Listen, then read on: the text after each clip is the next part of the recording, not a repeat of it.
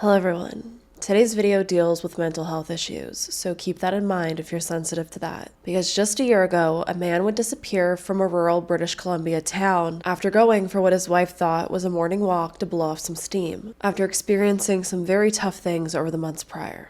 38-year-old Nicholas Marion, who went by Nick, was born on March 25th of 1986 to two performer parents and grew up in Orlando, Florida. As a young man, Nick was a dancer at Disney World. He also played football and basketball. He was described as someone with a lot of energy, who was the life of the party and always had friends. He also had dreams to own his own business one day, eventually getting a degree in marketing and business management. At 18, Nicholas would have a son named Jordan, but unfortunately, that relationship didn't work out, leading to him not being in his son's life very often. In 2019, Nick would meet his future wife, Dory. The two would end up meeting by happenstance when Dory, who was from British Columbia, was on a business trip in Orlando. We met in Orlando. I used to work at Royal Roads. I was the executive director of the Student Association.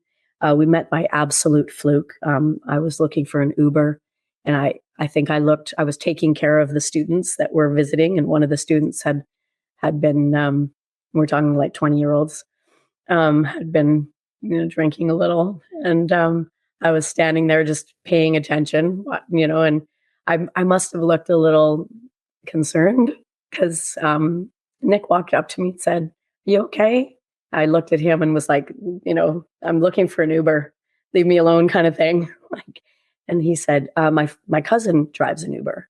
And the cousin was trying to help the student who was at the time talking to a homeless guy. And so he noticed her in what he thought was probably not the healthiest environment, being a drunk young girl. And so he was he'd gone over to her and was trying. Anyway, ended up getting a ride back to our hotel in an Uber. And we talked the whole way back, and we didn't even exchange our number or anything.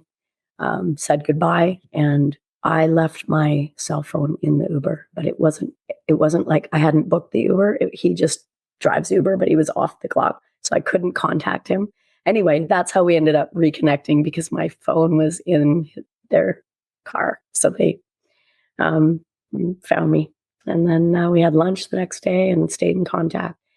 And about 3 weeks later, my friend's son was playing his last game of his 4-year career with Notre Dame, Abbotsford boy, Chase Claypool. And this was right before he got signed to the Steelers. And she said, "Do you want to go to Orlando with me?" And I was like, it's interesting you say that. I met somebody, and I really do want to see him again. So so that's how we met, and he moved to the West Coast. After falling in love, the two would eventually marry in the US before Nick would relocate to Canada to live with Dory in the James Bay area. Prior to Nick's disappearance, life was handing him a bad hand. His mother would end up passing away from cancer in the spring of 2024, and that was extremely hard on Nick, to the point of him even blaming himself for not encouraging her to live a healthier lifestyle.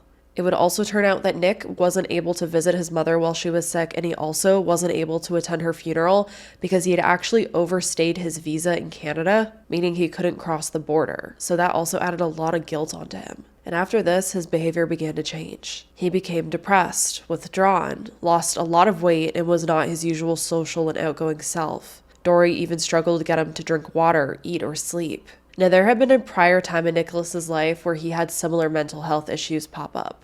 And this was prior to 2019, when he had met Dory and he was in his 20s. During that instance, he was actually checked into a mental health institution due to his mental health issues. And that episode actually occurred after his marriage to his first wife was about to end in divorce. During that time, he was allegedly said to be having paranoid delusions and saying weird things. And a very similar situation was happening in the spring of 2024 after his mother died. And in this instance, Dory also took Nick to the hospital to deal with his mental health issues. And there seemed to be a pattern here that these major life crises were causing something to shift in Nick's brain. Dory gave multiple examples, including one time during that spring when Nick got her son's guitar and brought it to her son's room, telling him to keep it in the room so it wouldn't get stolen. But why would it get stolen if it was just sitting in their living room? It was as if he was having paranoid delusions again. And the thing was, Nick seemed to be pretty self-aware about what was happening to him. And in the instances when he was checked into the hospitals, he wanted to go there. It wasn't like he was being forced to go. And in the second time when he was taken to the hospital, he spent 4 days there. He ended up being given sleeping pills in an attempt to help him to sleep because he just wasn't sleeping, which then leads to more issues. And after this, he seemed to be better. In May of 2024, he spoke to his sister Kola on the phone, and he also spoke to his father on the phone. And from everything they said, he seemed to be very positive. But after this, again, Nick just completely stopped responding to them out of the blue. Another thing to note is that Nick was said to have had a drinking problem, which he had seemed to have stopped drinking after his mother got sick. So at that point in time, he was trying to live sober. So he was dealing with all of these very hard emotions, these very hard things happening, while also having mental health issues. And then on top of that, dealing with, sobriety. Now, as I said, he was communicating and seemed to be in good spirits in May when he was talking to his sister and his father, and then everything just stopped.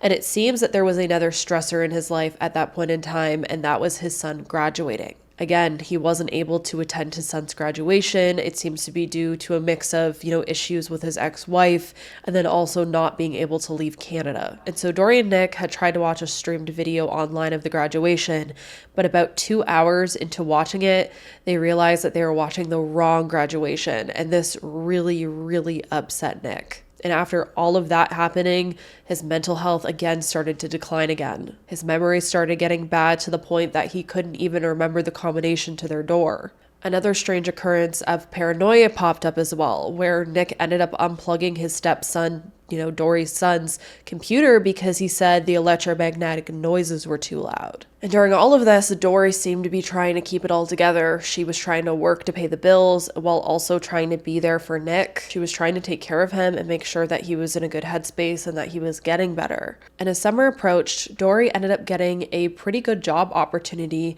that she thought at the same time would allow Nick to maybe, get out of his elements, get outside, get some fresh air, and maybe that would help him so he wasn't just cooped up in the house every single day. So Dory ended up planning a weekend getaway from June 28th to July 1st in the community of Yubo, an area located on the north shore of Cowichan Lake on Vancouver Island in British Columbia. While there, they would be staying in a trailer on a friend's property and had plans to attend the music festival there, which was called Lake Town Shakedown, where Dory would be working as a face and body painting artist. And after the hard year that Nick was having, Dory thought it'd be good for them to have a weekend getaway and he could enjoy the music festival while she worked. Music was something that Nick had always loved. So maybe this would, give him something to look forward to and be happy about and, get him out of the funk that he was in. Sometimes, especially when you're suffering from a loss, just, getting outside of that constant cycle in your brain of just thinking about that person and thinking about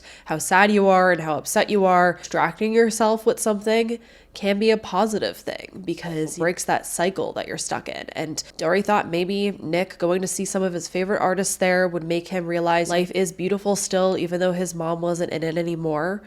And as tragic as that is, life does go on. And, Nick had to just maybe get out there and experience more life. Although it seemed like what Nick was going through might have just been a little more than depression over a loved one passing away. At first, I don't think Nick was very interested in going on this trip, but then Dory ended up convincing him that it would be a good idea for him and for them, and so they would end up traveling over to Yubo. They would arrive at the friend's property, they'd get settled into the trailer, and on the morning of Friday, June 28th, Dory woke up with plans to set up her tent at the festival. However, Nick expressed that he wasn't interested in going with her to the grounds that day, so she respected his wishes and she ended up going alone. Since Nick wasn't at the festival, Dory made some arrangements then for some friends to bring Nick some food at the trailer, which they ended up leaving outside of the door of it. But when these friends returned later, the food was still sitting untouched outside of the door. When Dory got back to the trailer that night, she also tried to offer Nick some food that she'd brought back from the festival, but he also didn't want to eat that. And from what it looked like, Nick had just stayed in bed the entire day and didn't get out at all. The next day, on June 29th, Busta Rhymes was supposed to be playing at the festival, and it was one of Nick's favorite artists, and so it was expected that Nick would want to attend and watch the performance. But when they woke up in the morning, Dory asked him if he wanted to go with her, and he told her no. So this time she insisted that he come with her because he had spent the entire day before by himself. She didn't want to leave him there again unsupervised, not eating. It just didn't seem like a good situation, and so she ended up convincing him eventually to go with her. On the way to the festival, she even got him to eat a breakfast sandwich. Again, he had hardly ate in the last few days alone, and so it was, a good sign that he was eating something. But once they arrived at the gates, Nick once again said he didn't want to go inside, he didn't want to be around people. So this time, Nick sat in the car for the rest of the day while Dory worked. Her car ended up being parked in a specific area that was near where their tents were set up, so she was able throughout the day to go and check on Nick. She brought him food, brought him drinks. And during those visits, she said that Nick was just sitting there staring off. He wasn't using his phone. He wasn't playing on his phone or listening to music or just doing anything. He was just sitting in there, just staring. And at one point, she said she sat in the car with him and spoke to him about how he was struggling and how he needed to get some help when they returned home from that holiday weekend. And just like the other times, he agreed. He agreed he was struggling, and he agreed that he wanted to get help when they got back. After that conversation, Dory was even able to convince Nick to get out of the car and go watch the performance because Busta Rhymes was about to start. But even when he got into the fairgrounds, it was said that Nick just stood there by the stage, just staring at the performance expressionless. When acquaintances came by and spoke to Dory and, she introduced her husband to them and they chatted, they reported that Nick looked very uncomfortable with the interactions. But after the performance, he ended up staying. He helped Dory take down her tent and everything away. But once they got back to their car, it ended up that their car battery was dead. And it's suspected that when Nick had been sitting in it all day, he might have had the door open or something running and just absentmindedly didn't realize, and it drained the battery. At this point, Nick also made a comment to Dory that going to the festival had just been way too overstimulating for him and his mental health at that point. He just wasn't ready to interact with that many people and that much noise, which is something you may expect from someone who is an introvert, but his entire life, Nick had been an extrovert, it seems like. So his just complete character had just switched. Now, to make matters worse, because, after that long day, they just wanted to leave now and go back to the trailer, it would turn out not only is the car battery dead, but some of the food vendors had actually blocked their car in. So Nick and Dory weren't able to leave the fairgrounds until 1 a.m. It was now the middle of the night on June 30th, and the couple didn't arrive back to the trailer until around 1:30 a.m. Once they got into bed, Dory began playing some Sudoku on her phone so that she could wind down. It was something she often did to try to fall asleep, but Nick told her she should turn it off and go to sleep, and so she did. During the night, Dory says that Nick tossed and he turned. It was one of those things where she fell asleep pretty fast, but she was aware the entire night that he was really restless. At one point in the night, Nick even sighed in agitation, and Dory woke up and asked him if he was okay, and he just said, "Yeah, I'm fine." This all went on till around 6:30 in the morning, when Nick would wake Dory up suddenly by sitting up in bed. And when she asked him once again, "Are you okay?" he said, quote,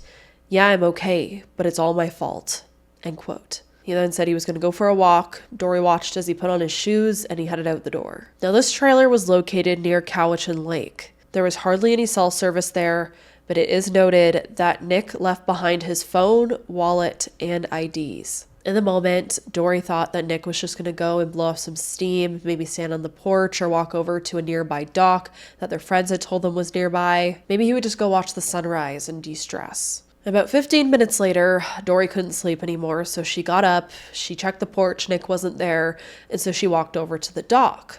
But Nick wasn't at the dock either. But even despite the comment he made before he had left the trailer, Dory wasn't scared that Nick was going to go and unalive himself. Apparently, he had never, ever expressed wanting to unalive himself, even in his worst mental health state. She more so thought that he was just beating himself up over and over again over his mother's death and also not being able to raise his son. Once Dory couldn't find Nick at the dock, she walked the 5 minutes back to the trailer thinking maybe she just missed him, he had went a different direction and he'd be back at the trailer. But Nick wasn't back at the trailer either. She even tried to look in the dirt for footprints to see what direction he may have gone, but there was no footprints to be found. And then, like a bad movie, it began to start pouring rain. And again, Dory expected Nick to come back because, he would have been soaking wet, but Nick never came back, even though it was raining. this now began to start making her worry. So she ended up getting in her car and started driving around the area. She checked the nearby cafe to see if maybe he'd walked all the way over there. It would have been quite a long walk, as you can see. But again, no Nick. Dory then drove around the lake. She took even more rural logging roads to see if maybe he decided to walk down some of those where there'd be less people. She also drove down a gravel road that led to Maple Grove Recreation Site, but then turned around and pulled over at the Pine Point Recreation Site. Nothing was seeming to add up. No one had seen Nick at this point. Around 9 a.m., Dory would frantically speak to the friends of the property they were staying at, because those friends were actually staying in the house that was on the property, and they had a trailer that Dory and Nick were staying in. And she told her friends, Nick had gone for a walk and now she can't find him. Having no cell reception at the house, she then ended up getting back in her car and driving back to the cafe so that she could call the RCMP. And while waiting for the police, Dory says that she realized she was supposed to be working the festival that day. It was the last day of the festival. So while they were waiting for the police to show up, she ended up driving over to the festival and quickly setting up her stand in her booth so that it looked like she was there and that she would be available, even though she wasn't. And at this point, she really, truly still wasn't thinking the worst. She was thinking, Nick was just somewhere nearby. They would find him quickly once police got involved and everything would be sorted out. Once Dory was able to speak with the police, she ended up telling the RCMP about Nick's state of mind in the previous days and that morning, which led police to theorize that maybe Nick had attempted to go back to Victoria. So Dory ended up calling her son, who was back at their house, to see if Nick had showed up there,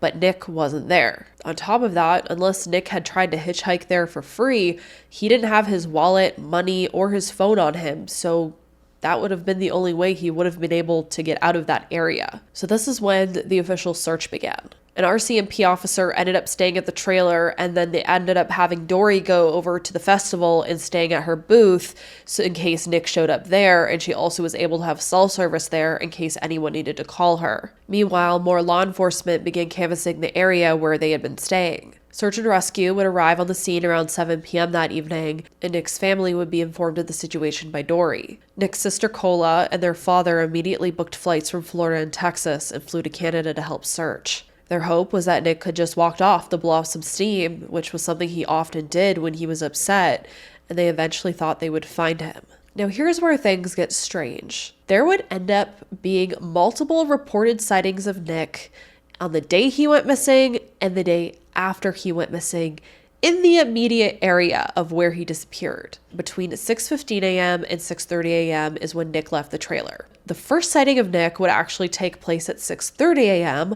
when a man allegedly saw him walking down the street. An hour later at 7:30 a.m., Nick would be spotted at Pine Point Camp Trail. At 9 a.m., he was then witnessed turning towards the lake at the Upper Pine Point Trail. At 3 p.m., he was seen at the Mill Site Trail. At 7:30 p.m., he was spotted at Pine Point Camp Trail by the same family who had seen him at 7:30 a.m. there. At 10:15 p.m., Nick was then spotted on Cowan Road, which, as you can see here on Google Maps, is a residential street between Pine Point Campsite and Maple Grove.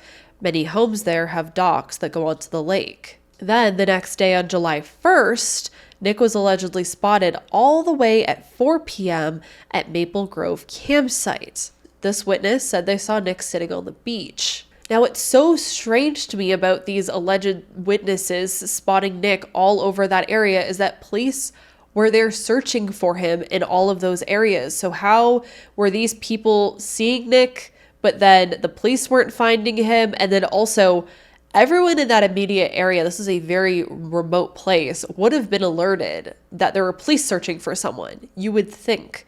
So you would think that they would come forward right away and tell police and he would have been found right away, but he wasn't. So was everyone just seeing someone that wasn't there, or like someone that looked like Nick, but then why wouldn't that person just come forward and be like, hey, it was me in this area at that point in time, it wasn't this missing guy? But how wasn't he found if all of these people were searching that area? It's so strange to me. It's not like he was spotted kilometers away somewhere in a different town or like deep in the woods somewhere. He was spotted in the exact spot that they were searching. And after being reported missing, the RCMP would spend a week searching for Nick in that close proximity from where he disappeared. Search and rescue teams would also conduct large grid searches in the areas between Pine Point Campsite and the Maple Grove Campsite. Again, in the areas he was allegedly witnessed in. His wife, sister, and father also participated in the searches of the areas despite being unfamiliar with the land there. Keep in mind, his sister and dad are living in places like Florida and Texas. They're not really used to this very dense rural forest that we have up in Canada. His dad even made a point to say in one of the interviews he did that like he would have been scared to go into these woods if he was just out there for, a normal reason. So he wouldn't understand in a normal state of mind, at least, why his son would have went into these woods alone, especially being completely unprepared for those elements if that is what happened. His sister also made a point to search the woods and campsites outside of the current search area since people were already dedicated to those areas, which I think is a good tactic to do. During these searches, 2 items of interest actually ended up being found. Cola ended up finding a black beanie, or we call it a toque here in Canada, which, as you can see from this photo, Nick often wore something like that. And then a black size medium H&M brand t-shirt was also located between the 2 campsites of interest. It was noted that no rips or damage to the shirt had been found, nor any evidence that Nick was injured, unalived, or harmed. And after DNA testing, it seems like the RCMP ended up confirming that the shirt was Nick's. But eventually, the RCMP, Cowichan Search and Rescue, and several other groups would end up suspending their searches. But Nick's family friends, as well as well-wishers, still continued their efforts to search for him. They ended up continuing the grid searches. They brought in volunteer canine teams. And I seen that some of these canine teams were taken into the Cottonwood Creek area. Now, a question I have is, did those dogs ever hit on his scent? And if they did, it doesn't seem to be mentioned anywhere.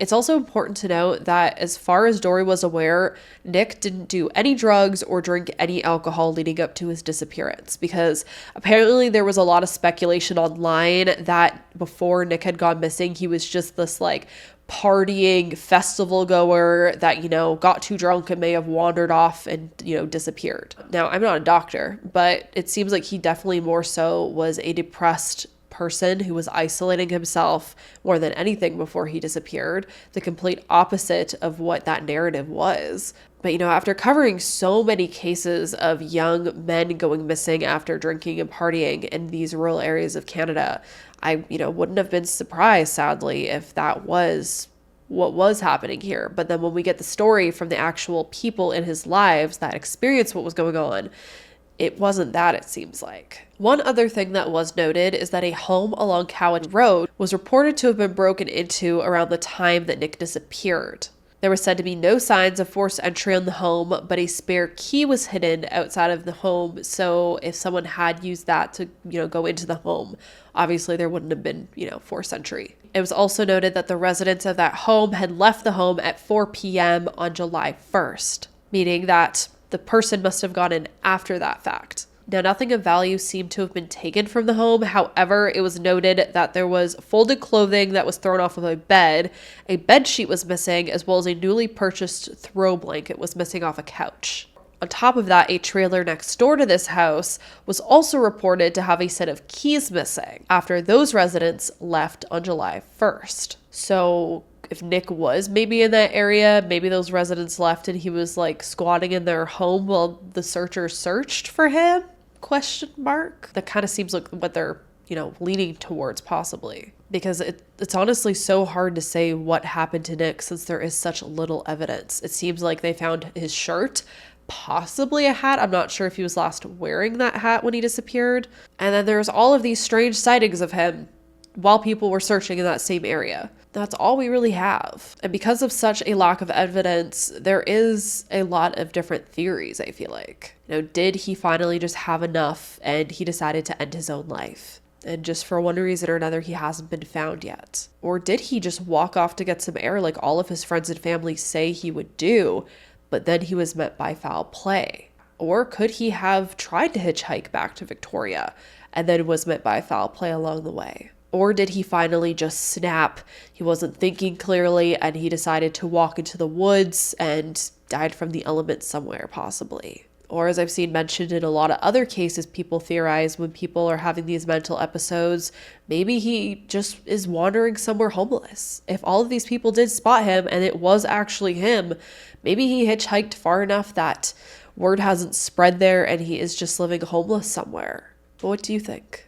Let's take one more good look at Nick. In case he is out there somewhere, you may be able to recognize him. Nick was described as a mixed male, standing 6 feet tall, weighing approximately 170 pounds, with many tattoos, including Egyptian and spiritual symbols on both his arms. He was last seen wearing a black t-shirt, black pants, and black retro Jordan size 11 shoes. My heart goes out to Nick's family and his friends, his wife. I truly, truly hope that he is eventually found and that they can all get answers eventually. The best case scenario is he is just out there somewhere and he just hasn't been found yet and he's alive, obviously. But even if there was foul play or something happened to him, they still deserve answers and he still deserves to be found and laid to rest.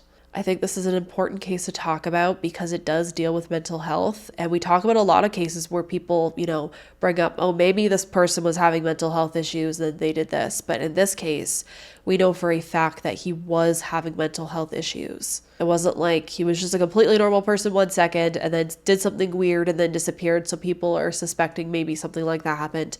We know for a fact he was. We know for a fact he was struggling. And if he is still out there, he deserves to be found and he deserves to be able to get better. The Nick that went missing wasn't the Nick that all his friends and family knew. He was someone who was going through a lot. He was struggling so badly and he seemed to be aware of it. He seemed to be very aware of his struggle. So I truly hope that answers will come someday and that Nick can be found. In the meantime, if you guys could go show his family support, please share this video out because again, if he is out there somewhere, this video may reach someone that knows something and hopefully can lead to answers. Let me know what you think down below. I'll be in the comment section chatting with you all. And if you are struggling out there, please seek help. I'll have contact information down below. And as always, I hope you all stay safe out there, lock your windows and doors, and I hope to see you in the next video.